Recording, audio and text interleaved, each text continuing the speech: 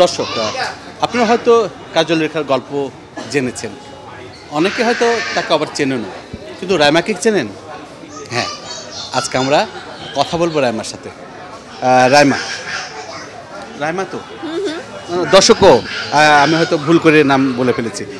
মন্দিরা, মন্দিরা না রাইমা? মন্দিরা, রাইমা, কাজল রেখা, আমি সব। একই বৃন্তে হচ্ছে মন্দিরা, কাজল রেখা, রাইমা, তিনজনই হচ্ছে একজন। তিনি হচ্ছেন আমাদের মন্দিরা চক্রবর্তী, নীলচক্রে যিনি প্রধান চরিত্রে অভিনয় করেছেন। আচ্ছা রাইমা, দর্শকের সাথে কথা বলছিলাম আজকে আজকে যখন নীলচক্র দেখে দর্শক বের হচ্ছিলেন, তাদের কাছে যখন বললাম যে মন্দিরার অভিনয় কেমন লেগেছে, তখন অনেকেই বলছেন ও কাজল রেখা অসাধারণ। হ্যাঁ, এই যে কাজল রেখাকে মাথায় রেখেছে এবং রাইমাকেও যে নতুন করে দর্শক ভালোবাসা যে দিল, এই ভালোবাসাকে কিভাবে দেখছেন? আমি আসলে দর্শকের কাছে বরাবরই বলে এসেছি, আমি নতুন হিসাবে এসেছিলাম আগের বছর, অভিষেক হয়েছে কাজল রেখা দিয়ে। তো ওখান থেকে এই পর্যন্ত নীলচক্র অবধি আমাকে দর্শক যে পরিমাণে ভালোবাসা দিয়েছে, সাপোর্ট করেছে, স্টিল আমাকে যে মনে রেখেছে কাজল রেখা হিসাবে, এবং রাইমা ক্যারেক্টার করেছি সেখানে যে পরিমাণে ভালোবাসা পাচ্ছি আমি, জাস্ট 3 দিন গিয়েছে, তাতেই আমি আসলে যতটুকু প্রত্যাশা রেখেছিলাম তার থেকে আমি দ্বিগুণ পেয়েছি। So I am very excited and happy. অবশ্যই হ্যাপি, এবং দর্শক কিন্তু অনেক হ্যাপিনেস নিয়েই কিন্তু হল থেকে বেরিয়েছেন, এবং নীলচক্রের দর্শকজন হল থেকে বেরোচ্ছিলেন, সবাই যেভাবে সিনেমাটির প্রশংসা করছিলেন এবং উচ্ছ্বাস প্রকাশ করছিলেন, এবং যদি বলি যে প্রত্যেকটি দর্শক কিন্তু বলেছেন যে একটা অসাধারণ সিনেমা দেখে বের হলাম। এই যে সিনেমা দর্শক দেখার পর তুষ্টি প্রকাশ করা বা সন্তুষ্টি প্রকাশ করা, এটা কিন্তু সচরাচর আমরা কিন্তু দেখতে পাই না, সেক্ষেত্রে কিন্তু অনেকটা আপনি সফল।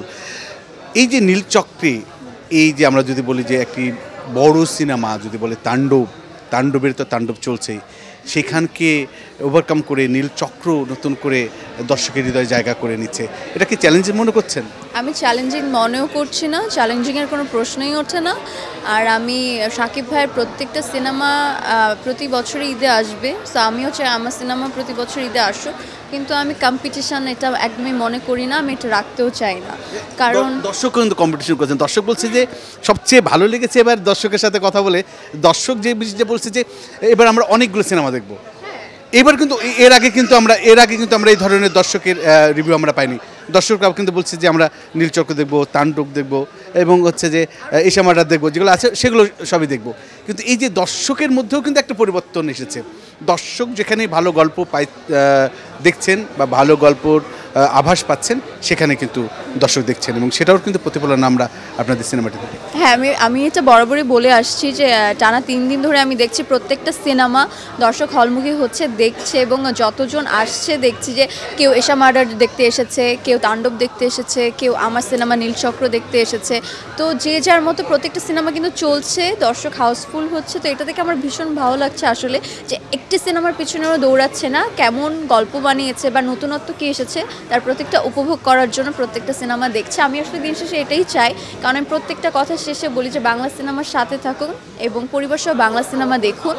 সো এটাই হচ্ছে। মন্দিরা, যদি বলি দর্শকের কথার সাথে তো সুর মিলিয়ে বলি, দর্শক যেহেতু বলছে যে তারা সমস্ত সিনেমায় দেখবেন, তো আপনাকে বলে আপনার নীলচক্র তো অবশ্যই দেখেছেন, আমি দেখলাম হল থেকে দর্শকের সাথে বেরিয়ে দেখছেন, আপনি কি দর্শকের মতো অন্য সিনেমা দেখবেন? অবশ্যই আমি দেখবেন। আমি সবার আগে তাণ্ডব দেখতে চাই। আমরা দর্শক শুনছিলাম যে মন্দিরা সে কিন্তু নিজের সিনেমার পাশাপাশি তাণ্ডবও দেখতে চাই, এবং অবশ্যই তাণ্ডব দেখার পর আপনার আমরা রিভিউ নেব এবং আপনার কাছে জানতে চাইব। মন্দির, এখন আমার কাছে জানতে চাই যে দর্শক বলছিলেন যে যেভাবে দর্শক হলমুখী হচ্ছে, সেটা বলছে যে আবার আমরা বাংলা সিনেমার সোনালি দিন ফিরে আসছে বা সোনালি দিনের আভাস পাচ্ছে, আপনি কি পাচ্ছেন? একদমই, আমার কাছে তো এটা মনে হচ্ছে, কারণ কোরবানি ঈদে তো আপনার স্পেশালি জানেন আরও অনেক চাপ থাকে, রোজার ঈদটা তো মানুষের তো ফ্রি থাকে, কিন্তু সেই চাপটাপ তো আমি কিছুই দেখতে পাচ্ছি না।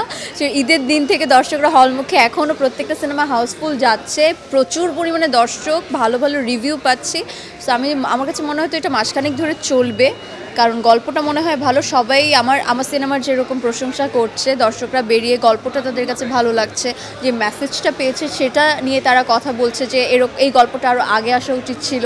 আমাদের প্রত্যেকটা ক্যারেক্টার নিয়ে প্রশংসা করেছে। আমার অভিনয় নিয়ে তারা রাইমাকে খুব প্রশংসা করছে, ভালো বলছে। তো সব কিছু মিলিয়ে সব কিছুই ভালো হচ্ছে, খারাপ কিছু আমি তো দেখতে পাচ্ছি না। খারাপ কিছু আমরাও কিন্তু খারাপ কিছু কিছু পাইনি। কিন্তু একটা বিষয় যেটা বলি যে দর্শক তো প্রশংসা করছে, যারা সিনেমাটা দেখে বের হচ্ছে হয়তো বা রাইমার অভিনয় ভালো লেগেছে বা নির্দেশকের বা পরিচালকের নির্মাণটা ভালো লেগেছে, এটা তো যারা দেখেননি তারা তো জানে না। তো আপনার কাছে আমরা চিন্তা করতে চাই যে কেন দর্শকরা এই প্রশংসা করছে, কি কি রয়েছে মূলত যারা যারা দেখেনি তাদের জন্য? এখন তো পুরোটা যারা দেখেনি পুরোটা তো বলে দিতে পারবো না, অল্প একটু বলতে পারি যে একটা মিস্টিরিয়াস একটা ব্যাপার আছে, একটা থ্রিলার একটা গল্প তারা দেখতে পারবে। আর আরিফিন শুভ ভাইয়ের এতদিন পর কামব্যাক, এটা যারা তাদের ফ্যান আমার মনে হয় তারা ভীষণ আগ্রহী নতুন ক্যারেক্টারে তাকে দেখতে কীরকম লাগবে। এবং এই জেনারেশনের গল্প একদমই এটা, যারা হচ্ছে এই জেনারেশন বিলং করছে, জেনজি যাদেরকে বলে বেসিকলি, বা যারা school going, college varsity going, আমার মনে হয় ফুল ফ্যামিলি নিয়ে প্রত্যেকটা মানুষের আমাদের সিনেমাতে এসে দেখা উচিত। কারণ যারা এই যুগে সাইবার বুলিংয়ের মাধ্যমে শিকার হচ্ছে, যেই সব ছেলেমেয়েরা এবং যারা সোশ্যাল মিডিয়ার মাধ্যমে মুঠোফোনের মাধ্যমে অল্প সময়ের ভিতরে কিভাবে ভাইরাল হওয়া যায়, সেলিব্রিটি হওয়া যায়, সেটাই নেশায় যে বুঁদ হয়ে আছে এবং তারা ভালো দিক মন্দ দিক বেছে নিতে পারছে না, তাদের লাইফটা কোন পর্যায়ে যেতে পারে, ফ্যামিলির কি হতে পারে। সো এগুলো সব কিছু মিলিয়ে আমাদের নীলচক্র তৈরি করা হয়েছে, একদম এই প্রজন্মের গল্প। যখন হলে গিয়ে দর্শক দেখবে আমার মনে হয় তারা কানেক্ট করতে পারবে আশেপাশের গল্পের সাথে। যদি বলি, আপনি বললেন যে ভক্তের কথা যদি বলি, শাকিব খান একটা দীর্ঘ ক্যারিয়ার করে ভক্ত তৈরি করেছে, শুভ তার একটা ভক্ত রয়েছে এখানে, কিন্তু খুব অল্প সময়ে আমাদের রাইমাও কিন্তু ভক্ত তৈরি করে ফেলেছে। তারাও বলছে যে আমরা হচ্ছে মন্দিরা চক্রবর্তীর বা মন্দিরের আমরা ফ্যান বলছিলেন। হ্যাঁ, আমরা হচ্ছে তার অভিনয় ভালো লাগে তার জন্য দেখতে এসেছি। এই যে অল্প সময় থেকে ভক্ত তৈরি করতে পারলেন, এটা কেমন লাগছে? আমি আসলে ঈশ্বরকে মানে অশেষ ধন্যবাদ ঈশ্বরকে, মানে এছাড়া আর কী করবো, কারণ ঈশ্বর আমাকে মানে এতটা দিয়েছে বলেই আর এতটা শক্তি জুগিয়েছে বলে, আমার ফ্যামিলির পাশে ছিল বলেই, আমার এত ভালো ভালো নির্মাতা আমি আমার ভাগ্যে পেয়েছি বলেই আসলে আমি দর্শকের মাঝে আসতে পেরেছি এবং ভালো অভিনয়ের মাধ্যমে আমি তাদের মাঝে আছি। কাজল রেখাতে আমি চেষ্টা করেছিলাম অভিনয় করার, কিন্তু অল্পটুকু চেষ্টাতেই দর্শকরা আমাকে যে পরিমাণে ভালোবাসা দিয়েছে এবং তারপর আমি রাইমা হয়ে এসেছি এই ঈদে আপনাদের নীলচক্রের মাধ্যমে।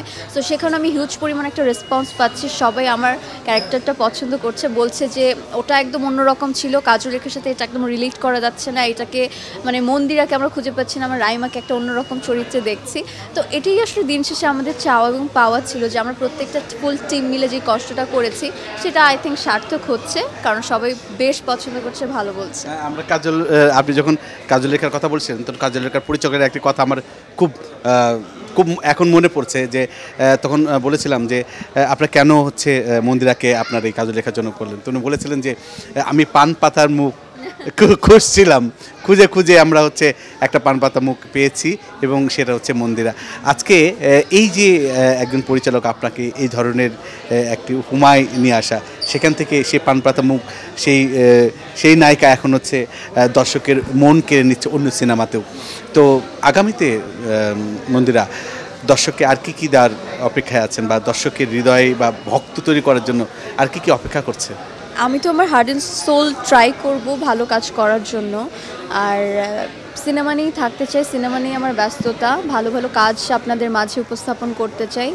আর এতটুকুই বলবো যে সামনে আরও অনেক ভালো কাজ আসছে, আরও অনেক সারপ্রাইজ এখনও বাকি আছে, আমি এখন সব কিছু না বলি। সো দর্শকরা যেভাবে আমাকে ভালোবাসা দিয়েছেন, ডে বাই ডে যেভাবে পাশে ছিলেন, আমি চাই যে এইভাবে সর্বদা আমার পাশে থাকবেন এবং শুধু আমার সিনেমা নয়, যখন যেই সিনেমা রিলিজ পাবে বাংলা, অবশ্যই হলে এসে দেখবেন আপনারা।